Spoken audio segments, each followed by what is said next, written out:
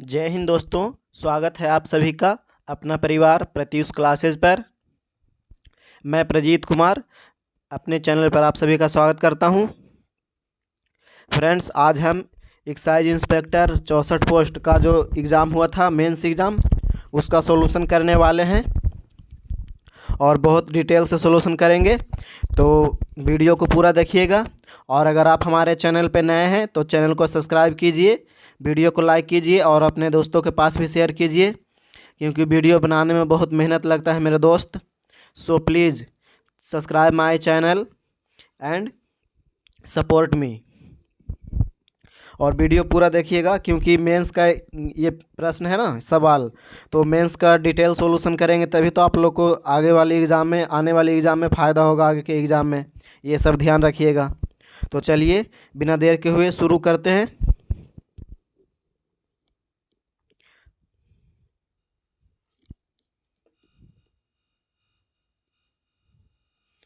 और हम फिर आगे का एग्ज़ाम भी करेंगे, मतलब तैयारी, जैसे कि बिहार एसएससी सीजीएल 4 हो गया आने वाला है, उसका सेट लगा देंगे। फिर बिहार एसएससी इंटर लेवल का लगाएंगे।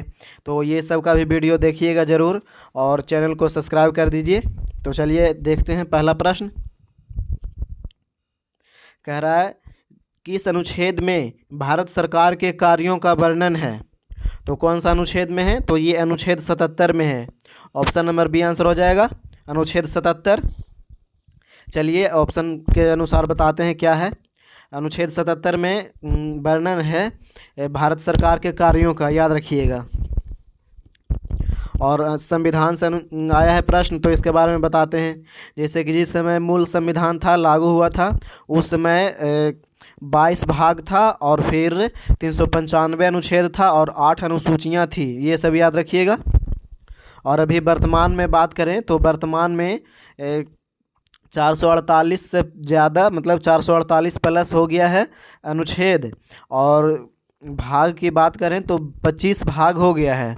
और फिर अनुसूची की बात करें तो 8 अनुसूची हो गया है, सॉरी 8 ने मतलब 12 अनुसूची हो गया है वर्तमान में। और मूल संविधान के बारे में तो बता ही दिए। चलिए अगला ऑप्शन देख लेते हैं, ऑप्शन नंबर ए का। तो अनुच्छेद 3 के बारे में क्या है? तो अनुच्छेद 3 में है संघ, मतलब भारत में नए राज्यों का जो गठन होगा या फिर मौजूदा राज्य है उसके नाम में, सीमा में, ये सब में परिवर्तन किया जाएगा, बदलाव किया जाएगा संशोधन करके, ये सभी याद रखिएगा। और फिर भाग 3 के अनुसार होता है। और फिर संशोधन करने का जो अधिकार है वो केवल संसद को है। अनुच्छेद 368 के अनुसार संशोधन किया जाता है, ये सब याद रखिएगा। और अनुच्छेद 45 के बारे में बता देते हैं। तो अनुच्छेद 45 में मतलब जो मतलब 6 वर्ष के तक के बच्चे होते हैं, 6 वर्ष तक के, उनका बाल्यावस्था तक में देखभाल करना हो जाएगा। और फिर शिक्षा प्रदान करना ये सभी है, प्रारंभिक शिक्षा देना, ये सब उनका याद रखिएगा। और फिर अनुच्छेद 40 की बात करें तो अनुच्छेद 40 में ग्राम पंचायतों का गठन है, ये सब याद रखिएगा। ग्राम पंचायत का गठन अनुच्छेद 40 में है। तो चलिए अगला प्रश्न देखते हैं। प्रश्न नंबर 2 है भारतीय संविधान में सहकारी समिति का वर्णन किस अनुच्छेद में किया गया है। तो ये किया गया है अनुच्छेद 43 के बी में, याद रखिएगा। ऑप्शन नंबर बी आंसर हो जाएगा, 43 के बी। और इसका जो वर्णन किया गया था 43 का बी, सहकारी समिति का तो ये संबंधित है, मतलब 97वां संविधान संशोधन अधिनियम से संबंधित है। और ये 2011 में संशोधन हुआ था, याद रखिएगा। और इसके बारे में कुछ बता देते हैं, जैसे कि हो जाएगा ये संविधान जो है वो अनुच्छेद 19 के तहत मौलिक अधिकार का बनाने का अधिकार देता है, ये भी याद रखिएगा। मतलब इसी के तहत, सहकारी समिति के तहत ही मौलिक अधिकार बनाया हुआ रहता है। अनुच्छेद 19 में ये इसका वर्णित होता है, मतलब। तो इसका आंसर ऑप्शन नंबर बी हो जाएगा। और कुछ बता देते हैं,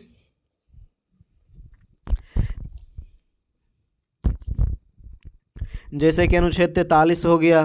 तो अनुच्छेद 43 की बात करें, 43 के ए, तो अनुच्छेद 43 के ए में उद्योगों का प्रबंधन हो जाएगा और फिर श्रमिकों की भागीदारी हो जाएगा। मतलब उद्योगों के प्रबंधन में श्रमिकों का भागीदारी 43 के ए में हो जाएगा, अनुच्छेद 43 में। और अनुच्छेद 43 के भी बता देते हैं। तो जो ग्रामीण हैं और फिर दूर दराज के क्षेत्र हैं वो स्वतंत्र रूप से सहयोगात्मक तरीके से कुटीर उद्योग को बढ़ावा दे सकते हैं। अनुच्छेद 43 में ये सब है वर्णित। और अनुच्छेद 48 है और 51 बच रहा है, तो इसके बारे में भी बता ही देते हैं। तो अनुच्छेद 48 में क्या वर्णित रहता है? तो अनुच्छेद 48 में राज्य पर्यावरण हो गया और फिर उसका रक्षा करना, मतलब राज्य के पर्यावरण की रक्षा और सुधार करना, ये सब रहेगा। और फिर देश में जो वन है और फिर वन्य जीव की रक्षा करने के लिए है, ये सब अनुच्छेद 48 में वर्णित है। और अनुच्छेद 51 के ए के बारे में बात करें तो ये मौलिक अधिकार है, मौलिक कर्तव्य है। अनुच्छेद 51 का ए, याद रखिएगा। और ये उस समय नहीं था, मतलब ये 42वां संविधान संशोधन 1976 में जोड़ा गया था। और ये जो मौलिक कर्तव्य है वो रूस के संविधान से लिया गया है, ये भी याद रखिएगा। अनुच्छेद 51 के, और ये जोड़ा गया था इंदिरा गांधी के सरकार के टाइम में, संशोधन हुआ था उस टाइम जोड़ा गया था। और कुछ 10 कर्तव्य होता है, ये सब भी उसी टाइम जोड़ा गया था। 10 कर्तव्य जो था जो 42वां संविधान संशोधन के जरिए जोड़ा गया था। और 11वां कर्तव्य जो था वो 2002 को 86वें संविधान संशोधन में जोड़ा गया था, ये भी याद रखिएगा। और वर्तमान में मौलिक कर्तव्य की बात करें तो मौलिक कर्तव्य की संख्या 11 है, ये सब याद रखिएगा। चलिए, बहुत बता दिए, अगला प्रश्न देखते हैं। अगला प्रश्न है पीके थुंगन, ये धुंगन नहीं थुंगन होगा, पीके थुंगन समिति किससे संबंधित है? तो पीके थुंगन समिति की बात करें तो ये स्थानीय स्वशासन से संबंधित हैं। ऑप्शन नंबर ए आंसर हो जाएगा, स्थानीय स्वशासन। और ये स्थानीय स्वशासन कब आया था? तो ये आया था 1989 में, याद रखिएगा। पीके थुंगन की समिति ये 1989 में आया था। और ये पंचायती राज को मतलब संबंधित है, पंचायती राज को दर्जा देता है इसी से। और एक एल एम सिंघवी समिति था, वो 1986 में आया था।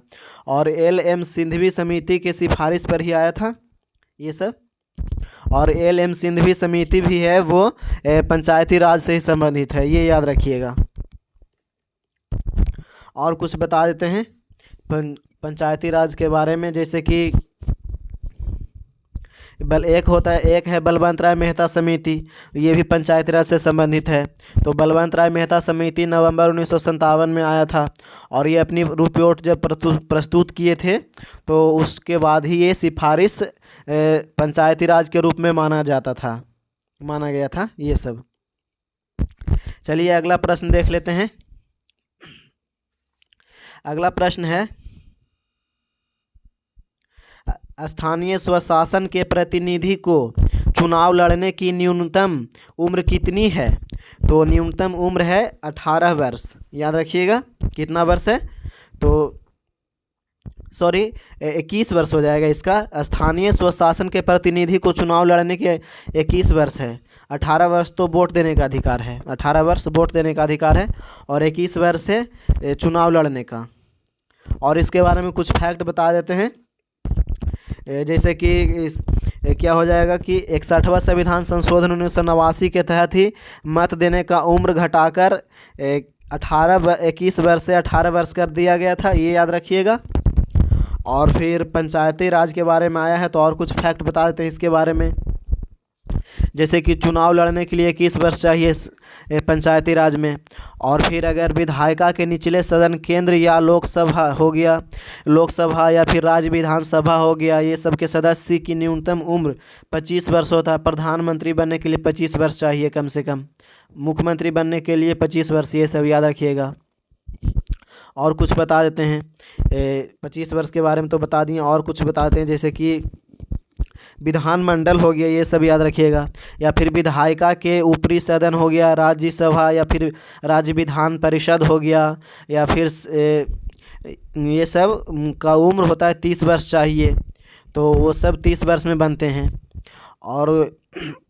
और एक है 35 वर्ष, तो इससे राष्ट्रपति उपराष्ट्रपति हो गए, ये सभी लोग 35 वर्ष की उम्र में बनते हैं। न्यूनतम उम्र उतना होना चाहिए 35 वर्ष। तो इसका आंसर हो जाएगा ऑप्शन नंबर सी हो जाएगा, 4 का आंसर याद रखिएगा। चलिए अगला प्रश्न देखते हैं।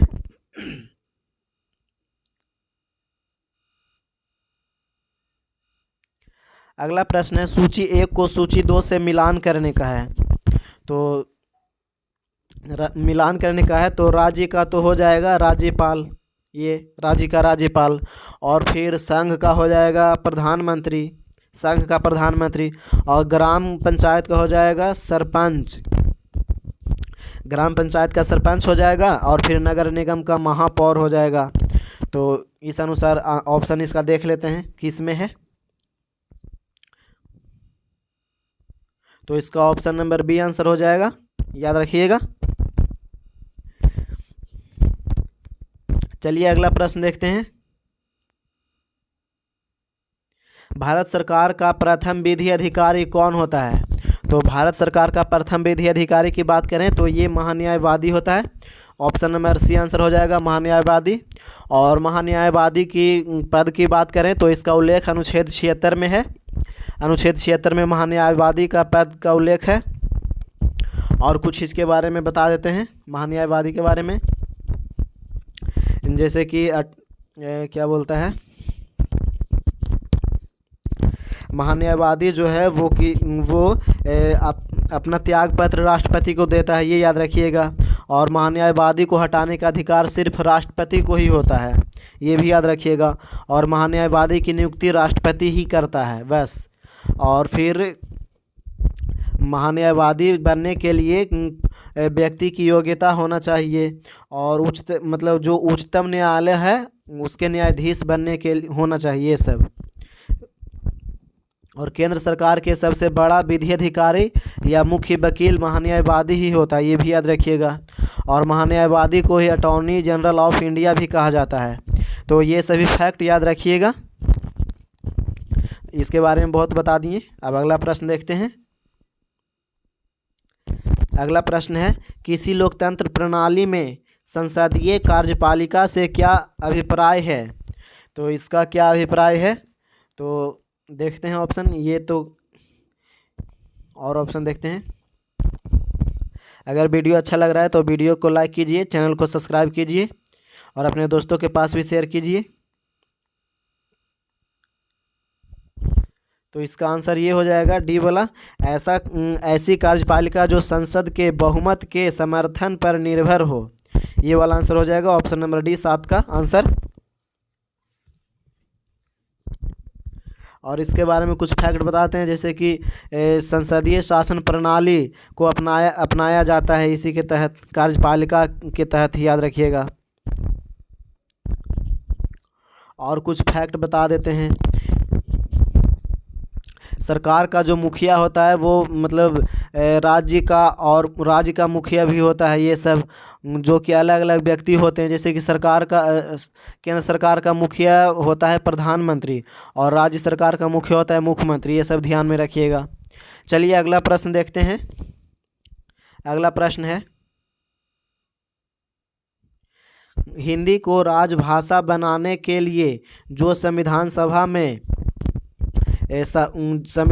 में लंबा वाद विवाद हुआ, इसके बाद हिंदी को राजभाषा स्वीकारा गया। तो राजभाषा स्वीकारा गया तो कथन देखते हैं कौन सा कथन सत्य है।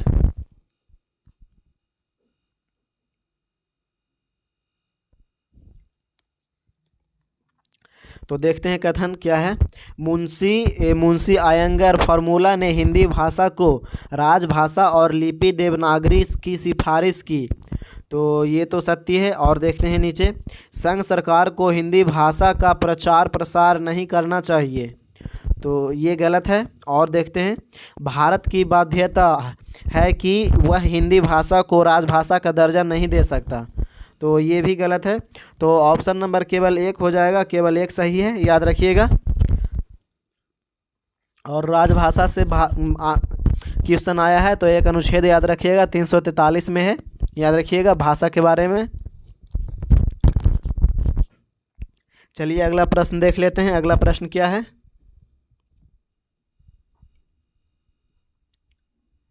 अगला प्रश्न है लोकतंत्र में सत्ता की साझेदारी क्यों आवश्यक है? तो सत्ता की आवश्यक क्यों है देखते हैं। कथन एक, इससे समाज के सभी वर्गों से लोगों का हिस्सा सरकार में होती है एवं लोकतंत्र मजबूत होता है।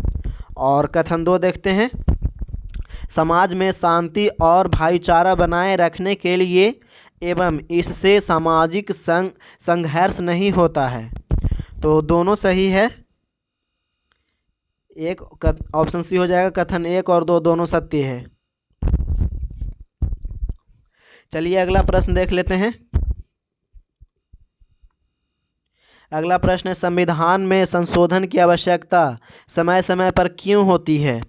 तो संविधान में संशोधन की आवश्यकता क्यों होती है, तो ऑप्शन ए में है, समय के साथ बदलते परिस्थिति के कारण संविधान में बदलाव जरूरी होता है। तो ये इसका आंसर हो जाएगा ऑप्शन नंबर ए। और संविधान संशोधन से प्रश्न आया है तो अनुच्छेद 368 के अनुसार होता है इसका संविधान संशोधन, और केवल संसद ही कर सकता है, ये भी याद रखिएगा। और संविधान संशोधन की बात करें तो इसका प्रावधान लिया गया है भारतीय संविधान संशोधन करना अमेरिका के तहत है, याद रखिएगा। चलिए अगला प्रश्न देख लेते हैं। और संविधान संशोधन जो है वो भाग 20 में है, ये भी याद रखिएगा। और अनुच्छेद 368 में है, अनुच्छेद 368 के द्वारा होता है। और भीमराव अंबेडकर संविधान सभा के अंतिम एवं क्या बोलता है, भ्रमित मोहर लगाने वाले स्वयं को दूर रखा था, ये भी याद रखिएगा। मतलब संविधान सभा से भीमराव अंबेडकर दूर थे, ये भी याद रखिएगा अंतिम बार में। चलिए अगला प्रश्न देख लेते हैं। अगला प्रश्न में क्या है, और संविधान संशोधन की प्रक्रिया के बारे में बताते हैं। तो वो लिया गया है दक्षिण अफ्रीका से, संविधान संशोधन जो लिया गया है वो दक्षिण अफ्रीका से लिया गया है, ये सब याद रखिएगा। जो और संसद ही केवल संविधान संशोधन कर सकता है अनुच्छेद 368 के तहत। अगला प्रश्न है, प्रश्न नंबर 11 है, उस सभी विकल्प चुनिए जो दिए गए शब्दों की व्यवस्था को तार्किक और सार्थक में क्रम में दर्शाता है। तो तार्किक और सार्थक क्रम में दर्शाता है, तो इसका हो जाएगा, ये हो जाएगा। पहले तो 6 नंबर आएगा, पड़ोस हो जाएगा। और उसके बाद फिर आएगा समुदाय आएगा, पड़ोस के बाद समुदाय, यानी 6 4। तो 6 4 2 एक ही ऑप्शन में केवल डी में है, याद रखिएगा।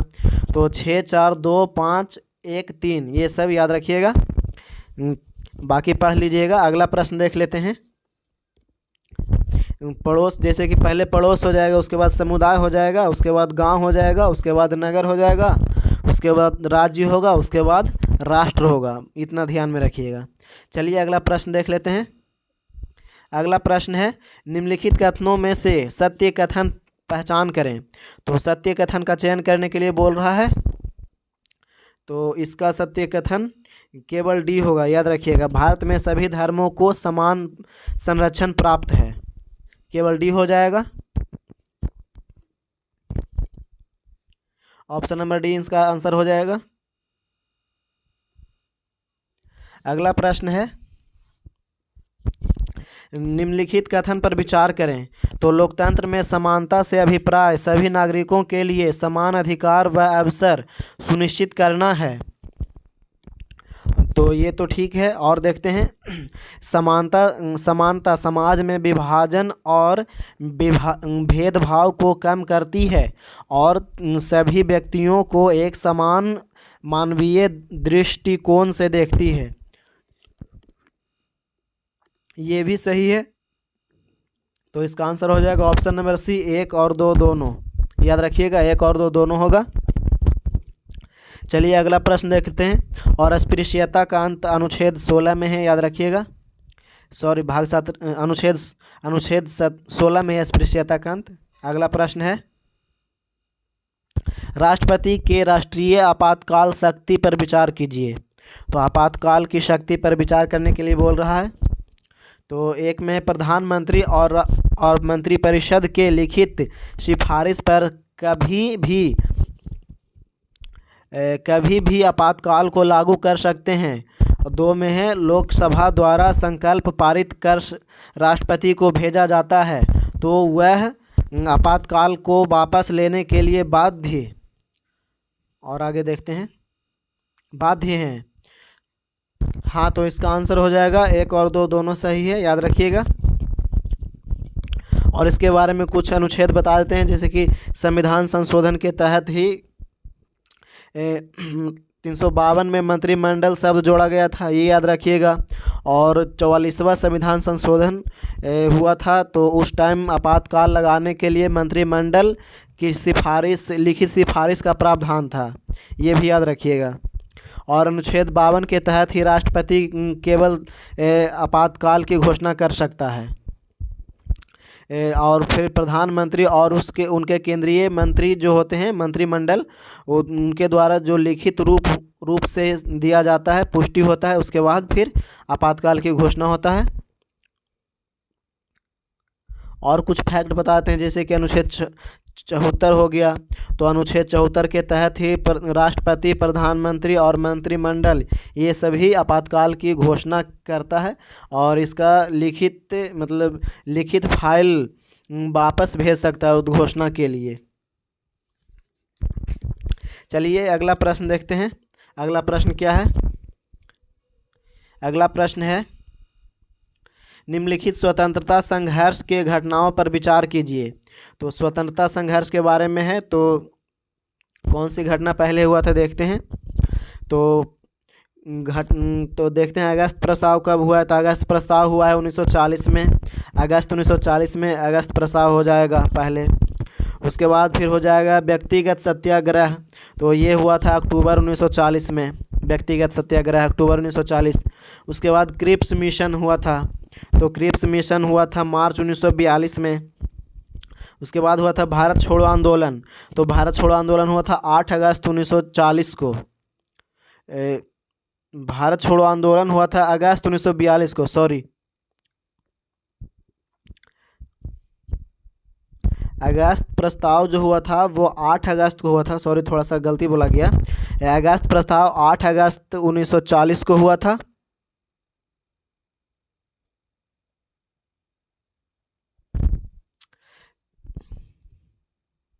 नहीं, अगस्त प्रस्ताव अगस्त 1940 में ही हुआ था, थोड़ा सा गड़बड़ हो गया।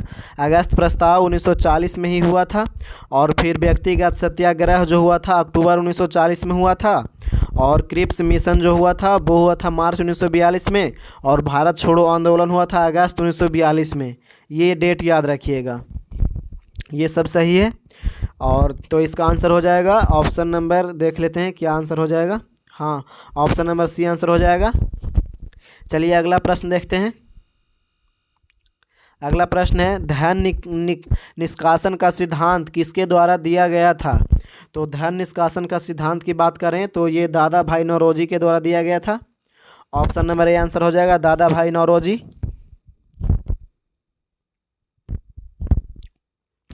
और अगला प्रश्न देख लेते हैं। अगला प्रश्न क्या है?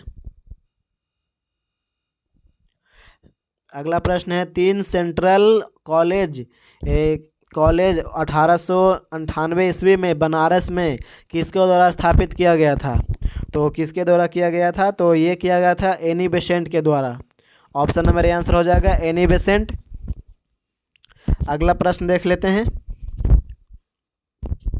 और फिर एक हुआ था कलकत्ता में हिंदू कॉलेज की स्थापना, ये भी याद रखिएगा। तो वो हुआ था 1817 में, कलकत्ता में हिंदू कॉलेज की स्थापना 1817 में हुआ था। और बनारस हिंदू विश्वविद्यालय का शिलान्यास रखा गया था एक, वो 4 फरवरी 1916 को रखा गया था। और फिर उस समय जो वायसराय था वो था लॉर्ड हार्डिंग वायसराय था, ये भी याद रखिएगा। और एक 1916 में भी बना था, वो 1916 में महामाना पंडित मदन मोहन मालवीय बनारस हिंदू विश्वविद्यालय के विकास किए थे, ये भी याद रखिएगा। चलिए अगला प्रश्न देख लेते हैं। अगला प्रश्न है, पहली बार देसी प्रेस अधिनियम किस वर्ष पारित किया गया था। तो प्रेस अधिनियम की बात करें तो ये 1878 में किया गया था। ऑप्शन नंबर बी आंसर हो जाएगा 1878 में। और प्रेस से याद आया है तो अनुच्छेद 19 का 1 में बोलने की स्वतंत्रता है, और उसी के अनुसार चैनल मतलब क्या बोलता है, प्रेस की स्वतंत्रता है उसी के अनुसार, याद रखिएगा अभी। और कुछ इसके बारे में फैक्ट बता देते हैं, जैसे कि वर्नाक्यूलर प्रेस एक्ट एक हो गया, तो ये आया था वो 1881 में आया था वर्नाक्यूलर प्रेस एक्ट, और लॉर्ड रिपन ने इसे रद्द कर दिया था 1881 में वर्नाक्यूलर प्रेस एक्ट को। चलिए अगला प्रश्न देख लेते हैं। अगला प्रश्न है रॉलेट एक्ट कब पारित किया गया था? तो रॉलेट एक्ट किया गया था 1919 में, ऑप्शन नंबर बी आंसर हो जाएगा 1919। और रॉलेट एक्ट को जो आया था वो मार्च 1919 में ब्रिटिश भारत की संसद में पारित किया गया था, ये भी याद रखिएगा। अगला प्रश्न देख लेते हैं। और ये रॉलेट एक्ट जिस समय आया था उस समय भारत के वायसराय की बात करें तो वो लॉर्ड चेम्सफोर्ड थे, ये भी याद रखिएगा। 1916 से 1921 तक लॉर्ड चेम्सफोर्ड। क्वेश्चन नंबर 20 है, निम्नलिखित कथन को ध्यानपूर्वक पढ़िए। तो देखते हैं क्या है। न्यायालय के निर्णय के खिलाफ कहीं भी आप अपील नहीं कर सकते हैं। बिना किसी वारंट के तलाशी गिरफ्तारी ली जा सकती है। इससे आम जनता तीव्र प्रतिक्रिया व्यक्त की। उपर्युक्त कथन किससे संबंधित है? तो ये जो कथन है वो है रॉलेट एक्ट 1919 से, याद रखिएगा। ऑप्शन नंबर बी आंसर हो जाएगा रॉलेट एक्ट 1919। चलिए अगला प्रश्न देख लेते हैं।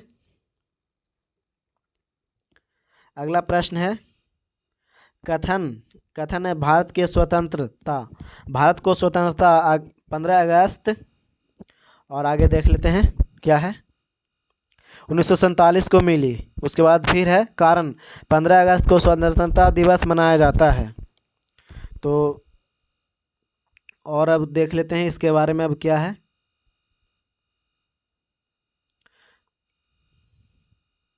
तो इसका आंसर हो जाएगा कथन सही है, कारण भी सही है, और कथन कारण स्पष्टीकरण है, ये भी याद रखिएगा। तो ऑप्शन नंबर डी आंसर हो जाएगा इसका।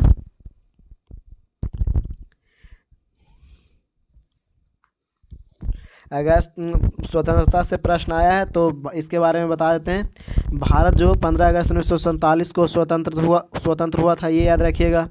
और फिर जो भारतीय स्वतंत्रता विधेयक हुआ था वो 4 जुलाई 1947 को संसद में पेश किया गया था। उसके बाद फिर 18 जुलाई 1947 को अधिनियमित किया गया, ये याद रखिएगा।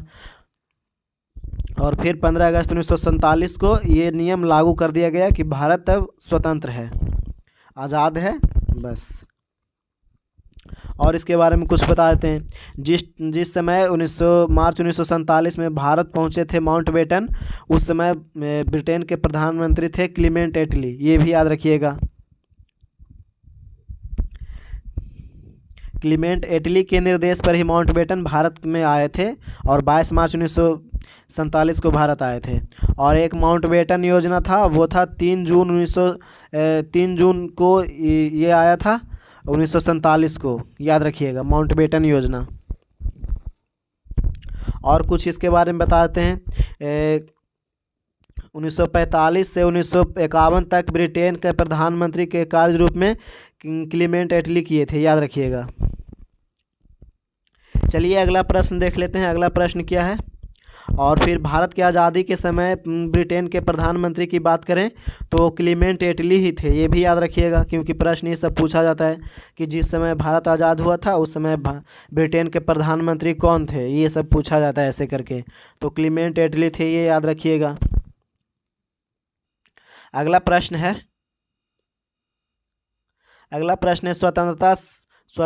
भारतीय स्वतंत्रता की संघर्ष से संबंधित निम्नलिखित कथनों पर विचार करें।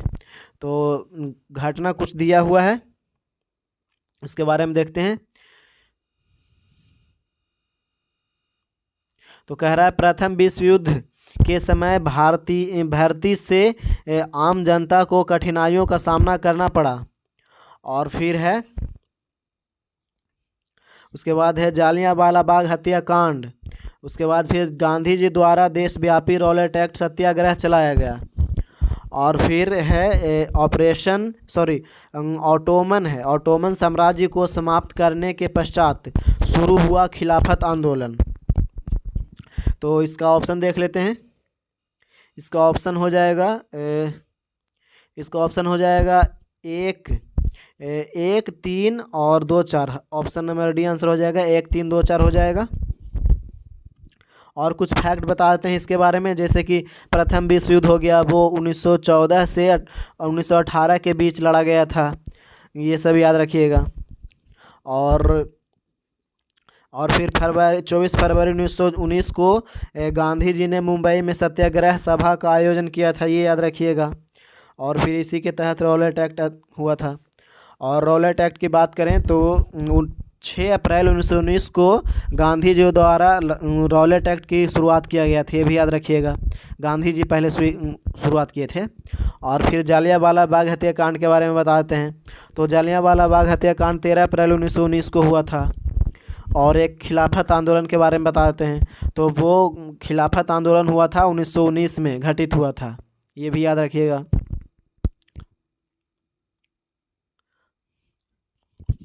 अगला प्रश्न देख लेते हैं। अगला प्रश्न क्या है? अगला प्रश्न है रेहला पुस्तक किसके द्वारा लिखा गया है? तो रेहला पुस्तक जो है वो इब्न बतूता के द्वारा लिखा गया। ऑप्शन नंबर सी आंसर हो जाएगा इब्न बतूता। और मेगास्थनीज के द्वारा इंडिका एक चर्चित पुस्तक है, याद रखिएगा। और इब्न बतूता जो है वो आया था 1333 ईस्वी में। मोरक्को के रहने वाला था, तो अफ्रीका के मोरक्को से भारत आया था।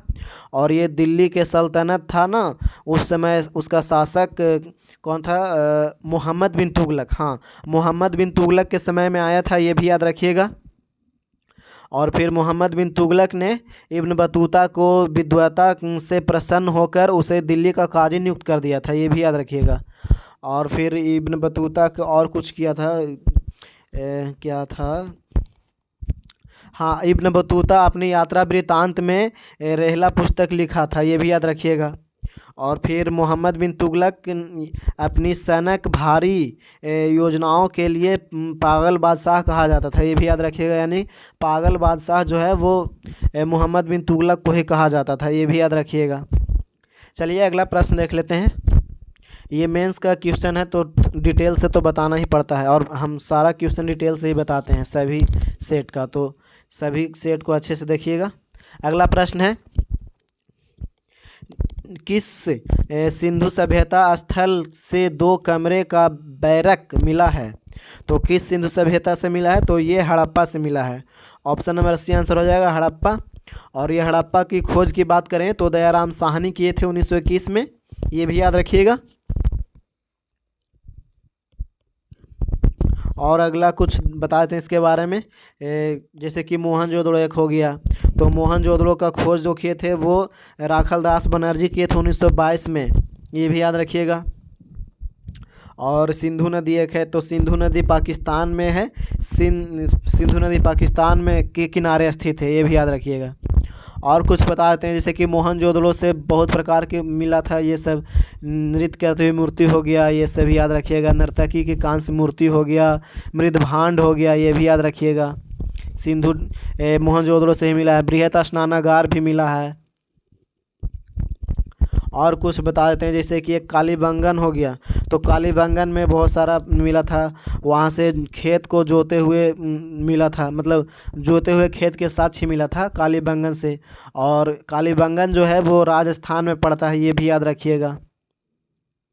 और फिर कालीबंगन में ही क्या था एक, हाँ, नक्काशीदार ईंटों का प्रयोग हुआ था कालीबंगन में ही, ये भी याद रखिएगा।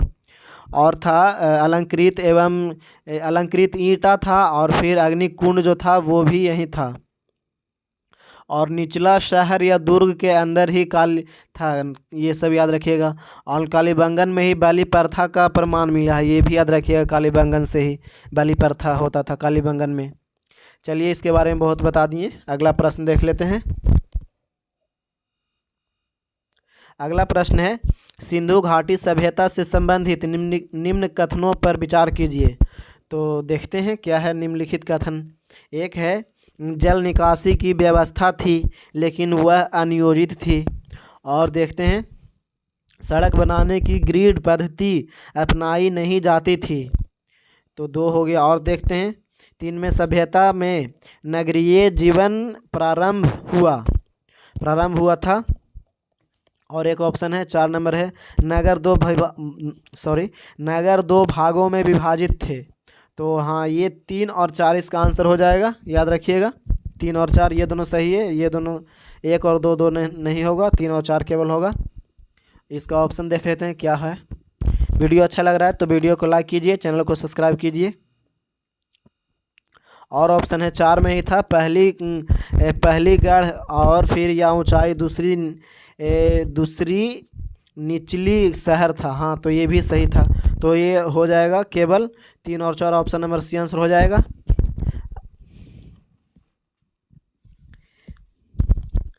चलिए अगला प्रश्न देख लेते हैं। अगला प्रश्न क्या है। अगला प्रश्न है पुरातत्वविदों के बारे में है। तो देखते हैं पुरातात्विकविदों द्वारा नया किलेबंद हड़प्पा स्थल की खोज कहाँ से की गई। तो ये नया किलेबंद हड़प्पा स्थल की खोज की बात करें तो ये मोरोधारो से किया गया है। ऑप्शन नंबर ए आंसर हो जाएगा, मोरोधारो से। और इसका खोज की बात करें तो 2600 ईसा पूर्व से लेकर के 1900 ईसा पूर्व तक है, ये भी याद रखिएगा। चलिए अगला प्रश्न देख लेते हैं। अगला प्रश्न क्या है। अगला प्रश्न है कौन सा ग्रंथ तमिल व्याकरण है। तो तमिल व्याकरण का बात करें तो ये है तोलकाप्पियम, या ऑप्शन नंबर डी आंसर हो जाएगा। अगला प्रश्न देख लेते हैं। अगला प्रश्न है वाकाटक राजवंश के बाद किस राजवंश ने दक्षिण भारत में शासन किया। तो ये किए थे चालुक्य राजवंश। ऑप्शन नंबर डी आंसर हो जाएगा, चालुक्य राजवंश। इसके बारे में कुछ बताते हैं। जैसे कि वाकाटक वंश की बात करें तो ये 275 से 500 ईस्वी तक रहा था, ये याद रखिएगा, वाकाटक राजवंश। उसके बाद आया था चालुक्य राजवंश। चलिए अगला प्रश्न देख लेते हैं। अगला प्रश्न है सर अशोक के टोपरा अभिलेख किसने सर्वप्रथम खोजा था। तो अशोक के टोकरा अभिलेख की बात करें तो ये खोजा था Firoz Shah Tughlaq, FST Firoz Shah Tughlaq. Option number C answer हो जाएगा, फिरोज शाह तुगलक। चलिए अगला प्रश्न देख लेते हैं। अगला प्रश्न क्या है। अगला प्रश्न है सर्वप्रथम कृषि का साक्ष्य किस स्थल से प्राप्त हुआ है।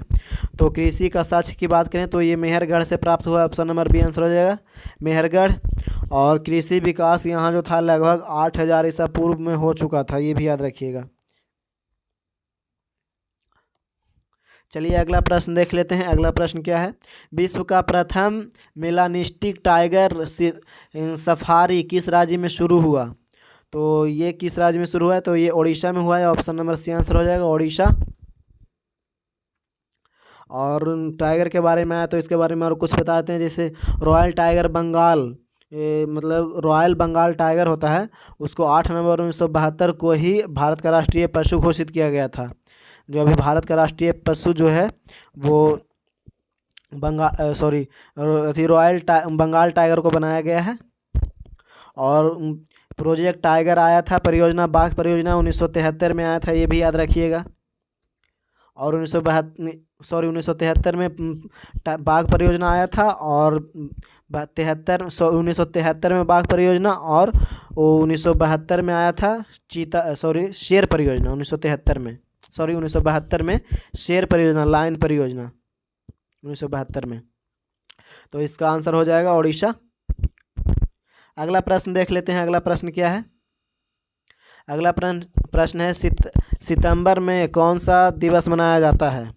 तो सितंबर की बात करें तो ये मनाया जाता है विश्व ओजोन संरक्षण दिवस, याद रखिएगा। 16 सितंबर को मनाया जाता है। और ये 1987 में हुआ था मॉन्ट्रियल प्रोटोकॉल, उसके स्मृति में मनाया जाता है, ये भी याद रखिएगा 16 सितंबर को। और एक है विश्व खाद्य दिवस। तो विश्व खाद्य दिवस के बारे में भी बता देते हैं। तो ये विश्व खाद्य दिवस मनाया जाता है 16 अक्टूबर को। विश्व खाद्य दिवस 16 अक्टूबर को मनाया जाता है, और ये इसलिए मनाया जाता है क्योंकि 1945 में संयुक्त राष्ट्र संघ जो था उसके द्वारा ही खाद्य और कृषि संगठन का स्थापना किया गया था 1945 में। तो इसलिए 16 अक्टूबर को खाद्य और विश्व खाद्य दिवस मनाया जाता है। चलिए अगला प्रश्न देख लेते हैं। अगला प्रश्न है, वायुमंडल में ऑक्सीजन का प्रचुर पुनर्चक्रण किस विधि के द्वारा होता है? तो वायुमंडल में ऑक्सीजन का प्रचक्रण होता है, ये होता है प्रकाश संश्लेषण के द्वारा। ऑप्शन नंबर बी आंसर हो जाएगा, प्रकाश संश्लेषण के द्वारा।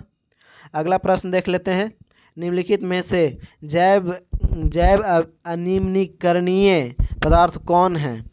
तो जैव अनिम्नीकरणीय पदार्थ की बात करें तो वो हो जाएगा प्लास्टिक है एक ऑप्शन में, और फिर एक है प्लास्टिक, और फिर पीवीसी और लकड़ी। उसके बाद है बी में 2 में है पॉलीथीन, डिटर्जेंट, ब्लीचिंग पाउडर। और ऑप्शन देखते हैं क्या है। और ऑप्शन है 3 में है घास, चमड़ा, पीवीसी। उसके बाद 4 में है प्लास्टिक, पॉलीथीन, डीडीटी। तो इसका जो आंसर हो जाएगा वो हो जाएगा केवल 2 और 4, 2 था और 4, ये हो जाएगा। तो ऑप्शन नंबर डी आंसर हो जाएगा, याद रखिएगा। अगला प्रश्न है, बाघ की प्रजाति के संरक्षण के लिए क्या कदम उठाए जाने चाहिए? तो बाघ की प्रजाति के संरक्षण के लिए आम जनता को जंगल में प्रवेश की अनुमति नहीं देना। हाँ, तो ये भी ठीक है। उसके बाद है वन्य जीव अभयारण्य को राष्ट्रीय उद्यान में परिवर्तित करना, ये भी ठीक है। उसके बाद आरक्षित वन और संरक्षित वन को अलग अलग कर देना, ये भी ठीक है। उसके बाद है नए वन्य जीव अभयारण्य की स्थापना करना, तो ये भी ठीक है। तो ऑप्शन देख लेते हैं, सभी तो सही है। तो ये डी हो जाएगा, 1, 2, 3 और 4 सभी सही हैं। अगला प्रश्न देख लेते हैं, पृथ्वी पर वनस्पतियों और वन्य जीव को निम्नलिखित में से किससे खतरा नहीं है? तो किससे खतरा नहीं है? तो किससे खतरा नहीं? ऑप्शन 1 देख लेते हैं, आक्रामक प्रजातियां एवं अवैध वन्य जीव व्यापार। उसके बाद बी में है कृषि का विस्तार। उसके बाद सी में है वनरोपण व सामाजिक वानिकी। उसके बाद डी में है औद्योगिक को बढ़ावा देना। तो ये हो जाएगा ऑप्शन नंबर सी आंसर हो जाएगा इसका, वनारोपण और सामाजिक वानिकी वाला, इससे हो जाएगा इसका आंसर, इससे खतरा नहीं है। चलिए अगला प्रश्न देख लेते हैं। अगला प्रश्न क्या है, निम्नलिखित में से पूर्व दिशा की ओर प्रवाहित होने वाली नदी कौन है? तो पूर्व दिशा की ओर प्रवाहित होने वाली बैतरनी है। ऑप्शन नंबर ए आंसर हो जाएगा, बैतरनी। अगला प्रश्न देख लेते हैं। अगला प्रश्न है, निम्नलिखित में से कौन आधात्विक खनिज है? तो आधात्विक खनिज की बात करें तो ये माइका है। ऑप्शन नंबर सी आंसर हो जाएगा, माइका। अगला प्रश्न देख लेते हैं, सबसे पुराना परमाणु विद्युत गृह कौन है? तो सबसे पुराना परमाणु विद्युत गृह की बात करें तो ये तारापुर हो जाएगा। ऑप्शन नंबर सी आंसर हो जाएगा, तारापुर, याद रखिएगा। और इसके बारे में कुछ बताते हैं, जैसे कि तारापुर जो है वो महाराष्ट्र में है, ये याद रखिएगा। और इसका स्थापना जो किया गया था वो अक्टूबर 1969 में ही इसका चालू किया गया था इसे। और इसका स्थापना अमेरिका की मदद से किया गया था, तारापुर संयंत्र विद्युत परियोजना को।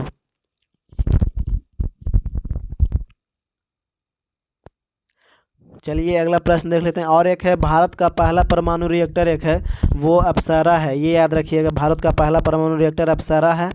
और परमाणु रिएक्टर अप्सरा को 4 अगस्त 1956 को ही बनाया गया था, ये भी याद रखिएगा, 4 अगस्त 1956 को बना था। चलिए अगला प्रश्न देख लेते हैं।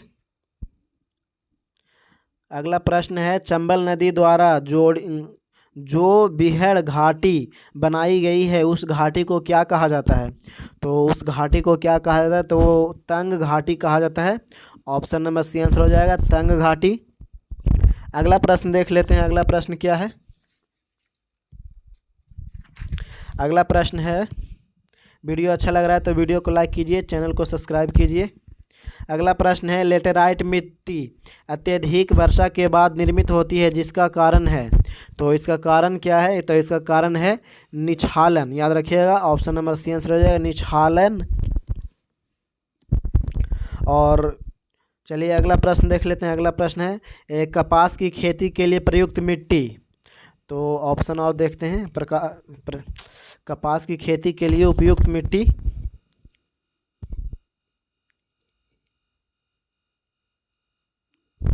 उपयुक्त मिट्टी के संबंध में कथनों पर विचार करने के लिए बोल रहा है। तो देखते हैं कथन क्या है। ऑप्शन एक में है,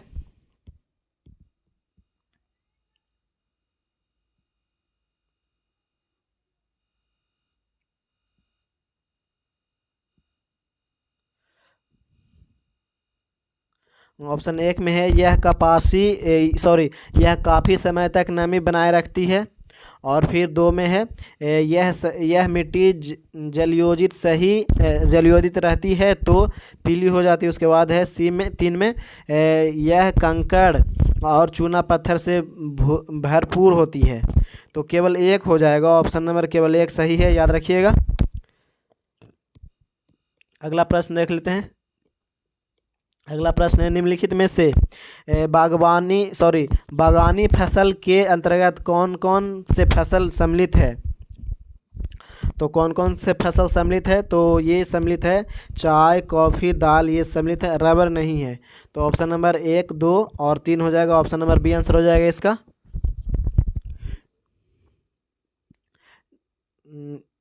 चाय, कॉफ़ी, दाल, रबर हो जाएगा जी, दाल नहीं होगा, याद रखिएगा, दाल नहीं होगा, रबर होगा। तो ऑप्शन सी होगा इसका, 1, 2 और 4। दाल इससे संबंधित नहीं है। दाल का तो खेती किया जाता है ना, ये सब दाल रबी फसल है, दाल जो है रबी फसल में आता है। और ये सब बागानी, इसका चाय का बागान होता है, कॉफ़ी बागान होता है, रबर का बागान होता है ये। चलिए अगला प्रश्न देख लेते हैं। अगला प्रश्न है,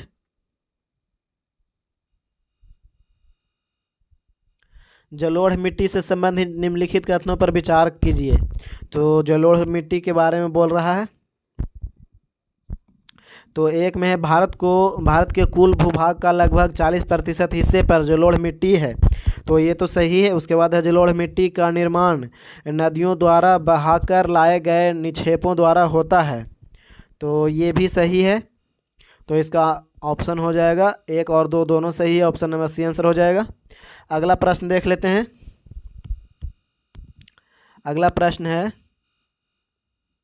पर्वत चोटी केटू की ऊंचाई कितनी है? केटू, तो इसकी ऊंचाई की बात करें तो इसकी ऊंचाई है 8611 मीटर है, याद रखिएगा, ऑप्शन नंबर सी आंसर हो जाएगा 8611 मीटर। और ये माउंट एवरेस्ट का ऊंचाई है, दुनिया की दूसरी सबसे ऊंची चोटी है, ये भी याद रखिएगा। और फिर 2800 इसका फीट की बात करें तो 28,251 फीट हो जाएगा। और मीटर 8611 मीटर, ये भी याद रखिएगा। चलिए अगला प्रश्न देख लेते हैं।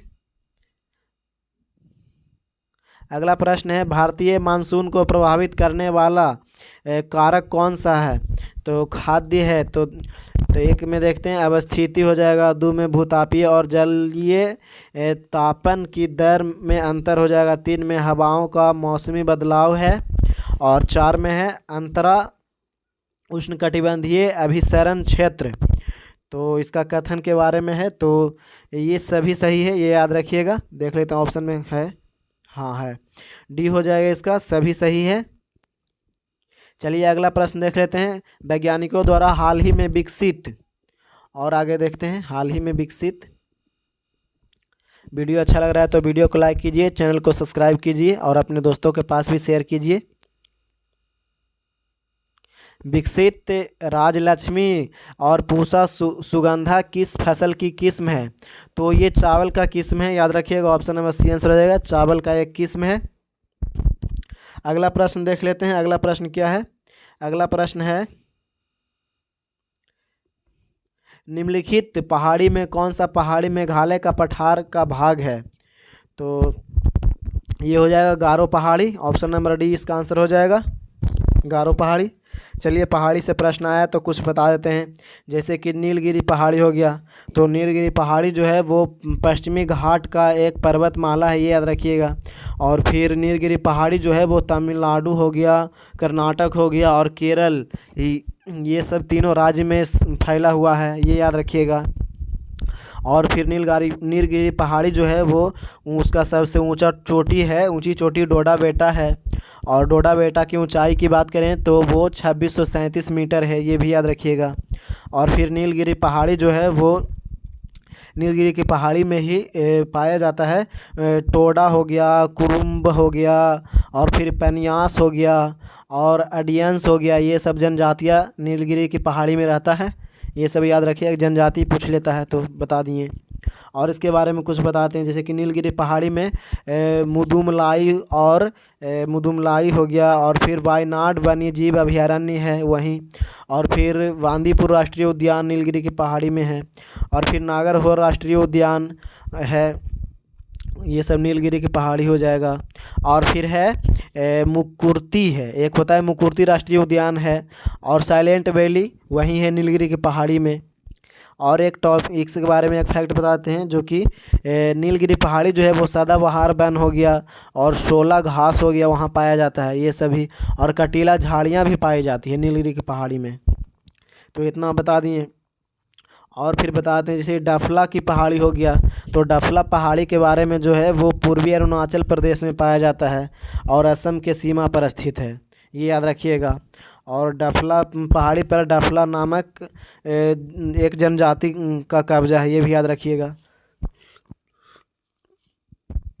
एक ऑप्शन बच गया शिवालिक की पहाड़ी, तो इसके बारे में भी बता ही देते हैं। तो शिवालिक की पहाड़ी जो है वो भारत के उत्तरी भाग में हिमालय की बाहरी पर्वत श्रृंखला का हिस्सा है। और फिर इसमें हिमाचल प्रदेश आता है, पंजाब आता है और हरियाणा, ये सब के कुछ हिस्सा में शामिल है शिवालिक की पहाड़ी, ये याद रखिएगा। और फिर शिवालिक की पहाड़ी की जो बाहरी बात करें तो वो बाहरी हिमालय और चूरिया पहाड़ी भी कहा जाता है, ये सब शिवालिक की पहाड़ी को। और शिवालिक की पहाड़ी से ही शिवालिक की पहाड़ी जो है वो सिंधु से लेकर ब्रह्मपुत्र नदी तक फैला हुआ है, शिवालिक पहाड़ी। और इसकी ऊंचाई भी बता देते हैं। तो शिवालिक की पहाड़ी की औसत ऊंचाई जो है वो 1500 से 2000 मीटर है, औसत ऊंचाई शिवालिक पहाड़ी का। और फिर फीट में बात करें तो 4900 फुट से लेकर के 6600 फुट तक इसका औसत ऊंचाई है।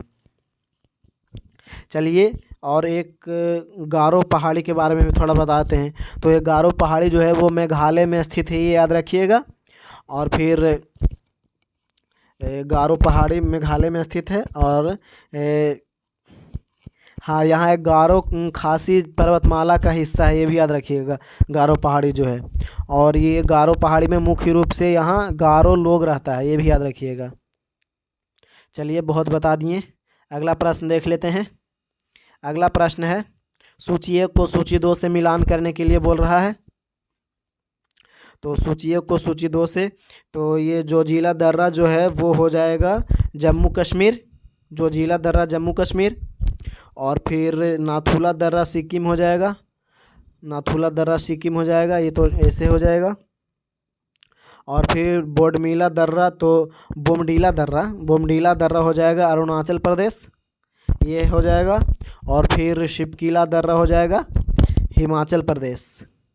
तो इसका ऑप्शन हो जाएगा, ऑप्शन नंबर देख लेते हैं क्या हो जाएगा 49 का। ऑप्शन नंबर डी हो जाएगा इसका। इसके बारे में आया है तो और कुछ बता देते हैं फैक्ट। जैसे कि दीफू दर्रा हो गया, वो अरुणाचल प्रदेश में है। एक तुजू दर्रा है, वो मणिपुर में है। ये सब इंपॉर्टेंट बता रहे हैं जो कि एग्ज़ाम में बार बार पूछा जाता है। एक बनिहाल दर्रा हो गया, वो जम्मू कश्मीर में है। एक बुर्जील दर्रा है, वो जम्मू कश्मीर में है। और एक पीर पंजाल दर्रा है जो कि जम्मू कश्मीर में है। और एक जोजिला दर्रा लद्दाख में है, और अधील दर्रा भी लद्दाख में ही है, ये भी याद रखिएगा। और एक माना दर्रा और नीति दर्रा, ये दोनों उत्तराखंड में है। और लिपुलेख दर्रा, ये भी उत्तराखंड में ही है। और एक है जयलेपला दर्रा, ये सिक्किम में है, जयलेपला दर्रा। चलिए इतना कुछ फैक्ट बता दिए। अगला प्रश्न देख लेते हैं। वीडियो अच्छा लगता है तो वीडियो को लाइक कीजिए, चैनल को सब्सक्राइब कीजिए। अगला प्रश्न है, निम्नलिखित कथनों को ध्यानपूर्वक अध्ययन कीजिए। तो कथन देखते हैं क्या है। कथन है, उत्तरी ध्रुव बिंदु के चारों ओर क्रमबद्ध भूमिखंड है। और उसके बाद बी में है, 2 में है, उत्तरी ध्रुव बिंदु जल में अवस्थित है। 3 में है, दक्षिणी ध्रुव बिंदु स्थल खंड पर अवस्थित है और इसके चारों ओर जल का फैलाव है। तो ये केवल 2 और 3 ही हो जाएगा, एक वाला गलत है। तो केवल ऑप्शन नंबर बी हो जाएगा, 2 और 3। चलिए अगला प्रश्न देख लेते हैं। अगला प्रश्न है गिरी ऑफ फायर से क्या अभिप्राय है। Sorry, ring of fire. तो रिंग ऑफ फायर से क्या अभिप्राय है, तो इसका ऑप्शन देख लेते हैं। ऑप्शन क्या हो जाएगा, तो ये प्रशांत महासागर के चारों ओर ज्वालामुखी का एक श्रृंखला है। तो ये सही है, ऑप्शन नंबर ए आंसर हो जाएगा इसका। चलिए अगला प्रश्न देख लेते हैं। अगला प्रश्न है, आकाश में सबसे निचले स्तर का बदलाव कौन है। बदलाव में बादल। तो आकाश में सबसे निचले स्तर के बादल की बात करें तो वो है स्तरीय मेघ। ऑप्शन नंबर बी आंसर हो जाएगा, स्तरीय मेघ, याद रखिएगा। अगला प्रश्न देख लेते हैं। प्रकाश से संबंधित निम्नलिखित कथनों पर विचार कीजिए और सत्य कथन का पहचान करने के लिए बोल रहा है।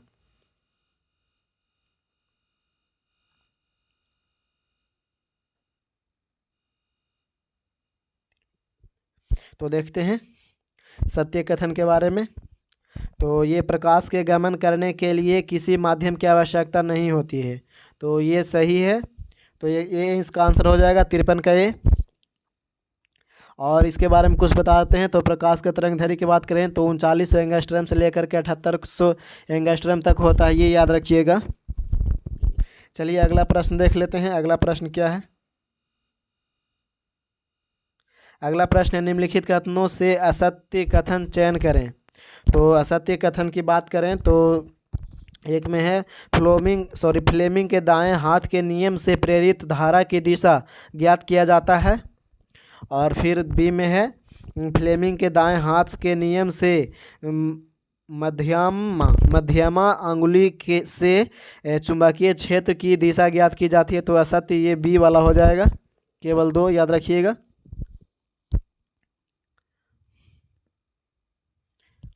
चलिए अगला प्रश्न देख लेते हैं। अगला प्रश्न है, तो ये गलत है, इसके बारे में बताते हैं ये जो गलत क्यों है। तो माध्यम की प्रेरित धारा जो है वो दिशा को दर्शाता है, जबकि तर्जनी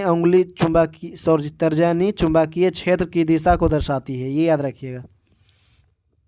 चलिए अगला प्रश्न देख लेते हैं। अगला प्रश्न है,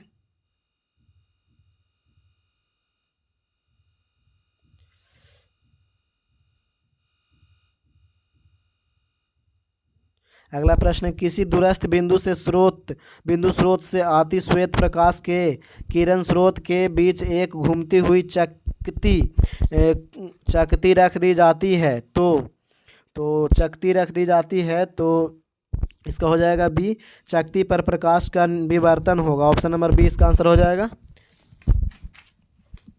अगला प्रश्न देख लेते हैं। अगला प्रश्न क्या है। अगला प्रश्न है, 3Fe प्लस 4H2O बराबर क्या हो जाएगा। तो Fe3O4 प्लस 4H। तो इसका ऑक्सीकरण के बारे में पूछ रहा है, तो कौन सा सही है ये देख लेते हैं।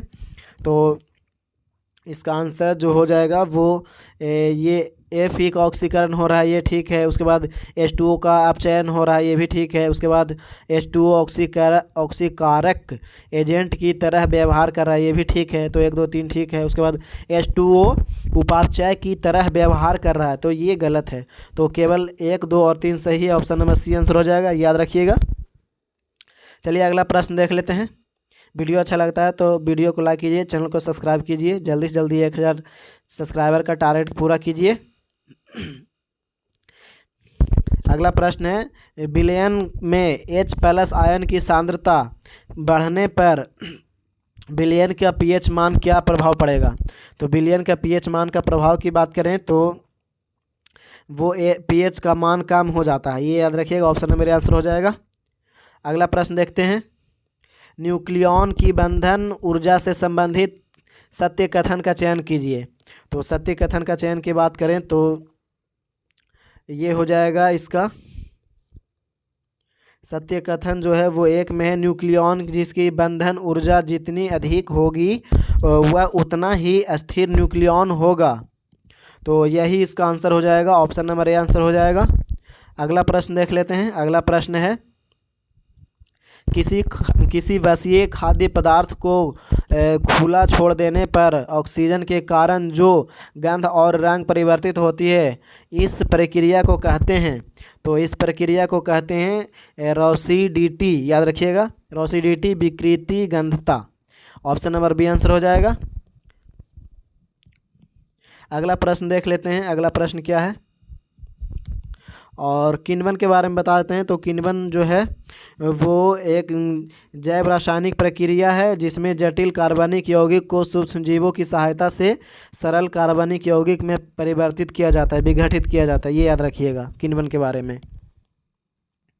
और बता देते हैं, अपघटन प्रक्रिया भी बता ही देते हैं। तो अपघटन प्रक्रिया जो है वो वैज्ञानिक प्रक्रिया है, अपघटन प्रक्रिया, और इसके द्वारा ही जटिल कार्बनिक पदार्थों को कार्बन डाइऑक्साइड, पानी नहीं, पनीर हो जाएगा, पनीर, नाइट्रोजन और फिर कैल्शियम जैसे सरल पदार्थों को तोड़ देता है, ये सब अपघटन प्रक्रिया से। चलिए अगला प्रश्न देख लेते हैं। अगला प्रश्न है, सूची 1 को सूची 2 से मिलान करने के लिए बोल रहा है। तो सूची 1 को सूची 2 से मिलान करते हैं। तो ये पहले तो ब्लीचिंग पाउडर है, तो ब्लीचिंग पाउडर का हो जाएगा रंग एवं दाग धब्बे हो जाएगा, तो ये ठीक है। उसके बाद फिर है बेकिंग सोडा हो जाएगा, तो बेकिंग सोडा हो जाएगा इसका एंटासिड, ये हो जाएगा बेकिंग सोडा का। और फिर देख लेते हैं, एक है वाशिंग सोडा। तो वाशिंग सोडा की बात करें तो वाशिंग सोडा में ये कांच का निर्माण के लिए हो जाएगा, ये याद रखिएगा, ये ठीक है। तो इसका आंसर की बात करें तो इसका आंसर हो जाएगा। और एक है सोडियम क्लोराइड, तो सोडियम क्लोराइड का हो जाएगा H2, ये सब हो जाएगा ये वाला। तो इसका आंसर देख लेते हैं, इसका आंसर हो जाएगा ऑप्शन नंबर बी हो जाएगा। ऑप्शन नंबर बी आंसर इसका हो जाएगा। चलिए अगला प्रश्न देख लेते हैं। एक सूची 1 को सूची 2 से मिलान करने के लिए इसमें भी बोल रहा है। तो सूची 1 को सूची 2 से मिलान करते हैं।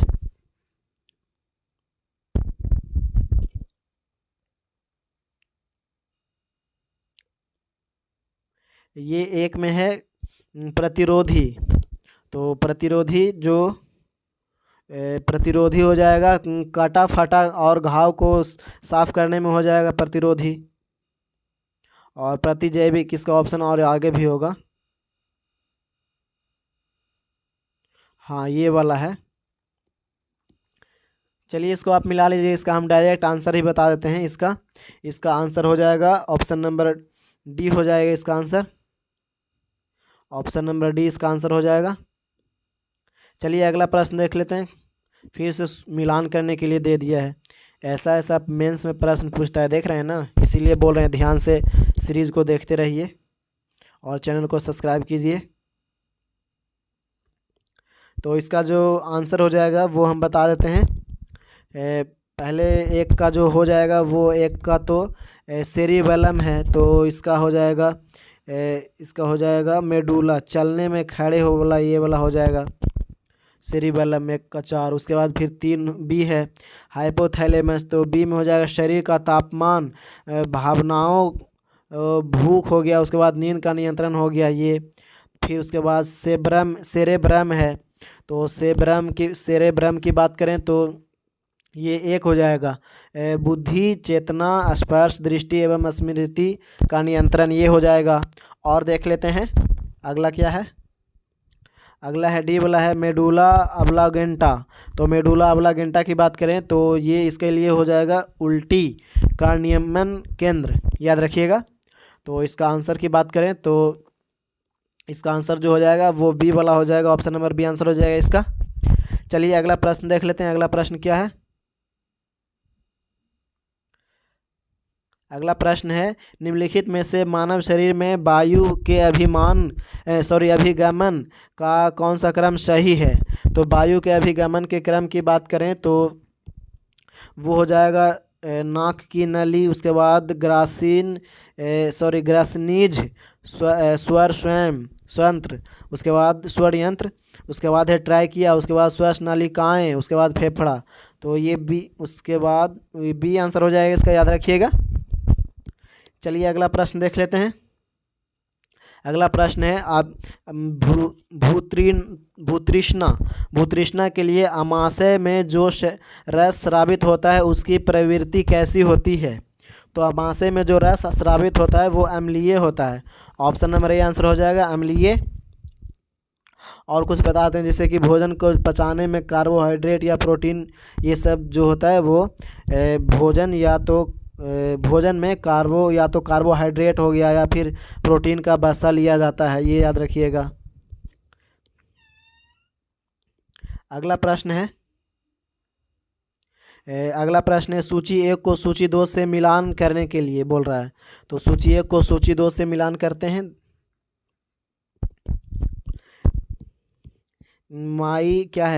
माई प्रेसिडेंटियल ईयर्स, तो इसका हो जाएगा ऑप्शन, तो ये यहाँ पे नहीं है, एक का हो जाएगा आर वेंकटरमन, हाँ ये वाला। और ऑप्शन देखते हैं। और है माई कंट्री माई लाइफ। तो माई कंट्री माई लाइफ की बात करें तो ये हो जाएगा माई कंट्री माई लाइफ जो है वो इसका हो जाएगा एक लाल कृष्ण आडवाणी, ये याद रखिएगा। और एक है द इंसीडर। तो द इंसीडर की बात करें तो ये 3 का 2 हो जाएगा पीवी नरसिम्हा राव। और एक है, अब तो एक ही ऑप्शन बचा तो वो 4 का 3 हो जाएगा, ये वाला अटल बिहारी वाजपेयी 4 का। Dynamics of an open society, ये। तो इसका आंसर की बात करें तो इसका answer option number B answer हो जाएगा, याद रखिएगा 65 का बी। चलिए अगला प्रश्न देख लेते हैं।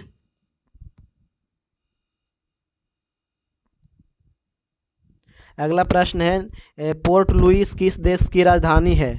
तो पोर्ट लुइस की बात करें तो ये मॉरिशस की राजधानी है, याद रखिएगा। ऑप्शन नंबर बी इसका आंसर हो जाएगा मॉरिशस। चलिए अगला प्रश्न देख लेते हैं। अगला प्रश्न क्या है। अगला प्रश्न है मुंडेश्वरी महोत्सव बिहार के किस जिला में मनाया जाता है। तो मुंडेश्वरी महोत्सव की बात करें तो ये कैमूर में, याद रखिएगा option number B Kaimur Bhabua हो जाएगा। अगला प्रश्न देख लेते हैं। अगला प्रश्न है निम्नलिखित में से दक्षिण एशियाई क्षेत्रीय सहयोग संगठन का वर्तमान सदस्य कौन देश है, कूट की सहायता से चुनिए। तो इसके बारे में कूट की सहायता से बोल रहा है। तो भारत, भूटान, बांग्लादेश, मालदीव ये है, लेकिन म्यांमार नहीं है, ये याद रखिएगा। तो इसका आंसर हो जाएगा 1 2 3 4। ऑप्शन नंबर कितना में है 1 2 3 4, ऑप्शन नंबर डी में है, इसका आंसर डी हो जाएगा। और इसके बारे में कुछ फैक्ट बताते हैं। सार्क से आया है, तो सार्क की स्थापना हुआ था 8 दिसंबर 1985 को और ढाका बांग्लादेश में इसका हो जाएगा। और फिर इसका संगठन मुख्यालय की बात करें तो काठमांडू नेपाल में इसका मुख्यालय है, ये भी याद रखिएगा। चलिए अगला प्रश्न देख लेते हैं।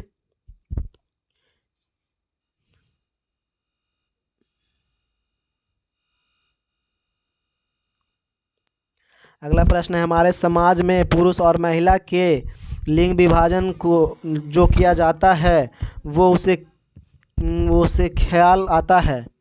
तो इसका जो आंसर हो जाएगा वो हो जाएगा सी वाला हो जाएगा, समाज में पुरुष और महिला के कार्य उनकी भूमिका के आधार पर है। ऑप्शन नंबर सी आंसर हो जाएगा इसका। अगला प्रश्न देख लेते हैं। अगला प्रश्न क्या है? अगला प्रश्न में मैथ है, तो हम इसका आंसर बता देते हैं। इसका आंसर ए हो जाएगा, ऑप्शन नंबर ए। अगला प्रश्न में रीजनिंग है, तो इसका भी आंसर बता देते हैं। ऑप्शन देख लेते हैं।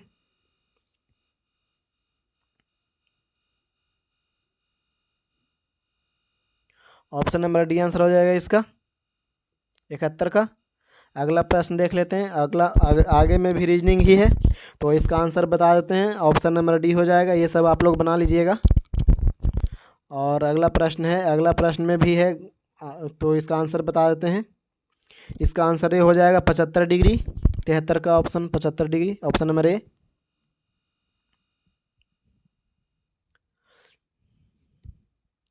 उसके बाद 74 का आंसर बता देते हैं।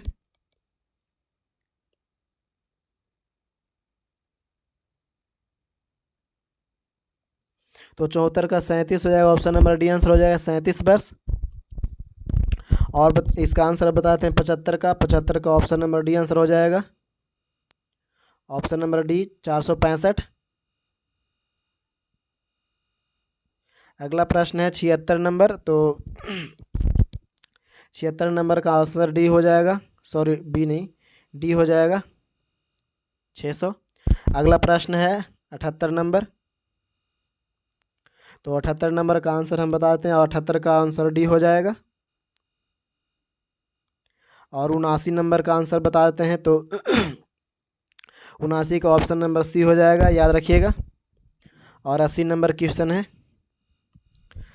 वीडियो अच्छा लग रहा है तो वीडियो को लाइक कीजिए, चैनल को सब्सक्राइब कीजिए। और देख रहे हैं मेंस का कैसा लेवल आता है, आप लोग भी सॉल्यूशन कीजिए और इसका आंसर देते रहिए। ऑप्शन नंबर सी हो जाएगा इसका आंसर 80 का। और वहीं 81 की बात करें तो 81 का ए आंसर हो जाएगा, 81 का।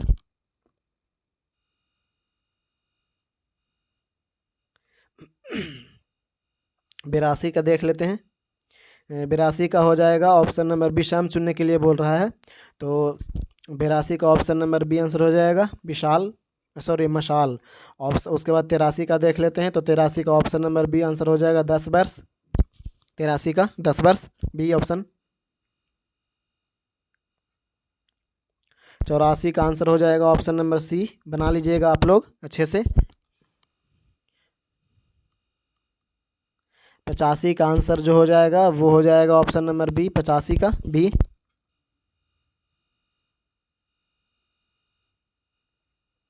86 का आंसर की बात करें तो वो 86 का ऑप्शन नंबर बी हो जाएगा, 86 का।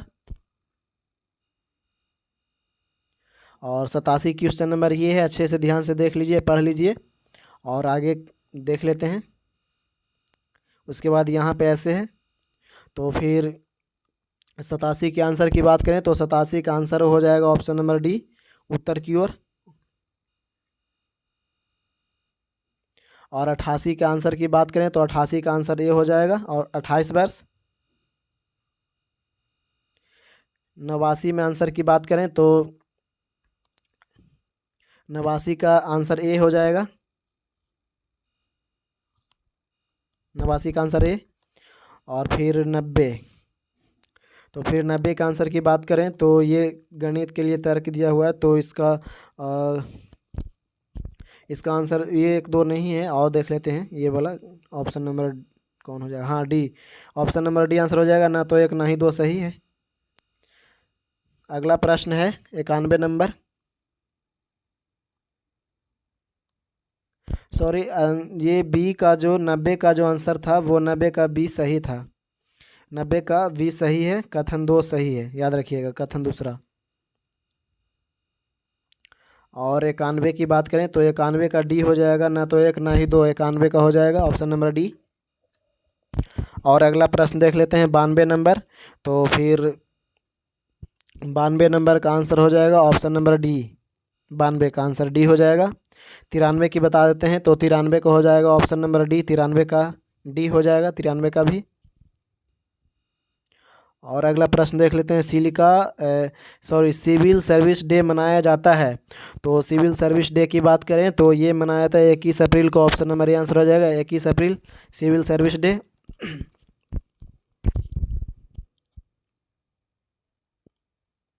और 22 अप्रैल पृथ्वी दिवस मनाया जाता है। 22 मार्च जल दिवस और बिहार दिवस 22 मार्च, और 22 अप्रैल पृथ्वी दिवस, याद रखिएगा। वीडियो अच्छा लग रहा है तो वीडियो को लाइक कीजिए, चैनल को सब्सक्राइब कीजिए। मेंस का ऐसा ही आता है और इस बार भी ऐसा ही आने वाला है, तो आप लोग सेट से जुड़े रहिएगा। हम हर रोज़ सेट कराते रहेंगे बिहार दरोगा के लिए। तो 95 का जो आंसर हो जाएगा वो हो जाएगा 95 का बी ऑप्शन नंबर आंसर हो जाएगा। उसके बाद है 95 में कह रहा था भारतीय रिजर्व बैंक के 90 वर्ष पूरे होने पर कितने रुपए का नोट जारी किया है, सिक्का।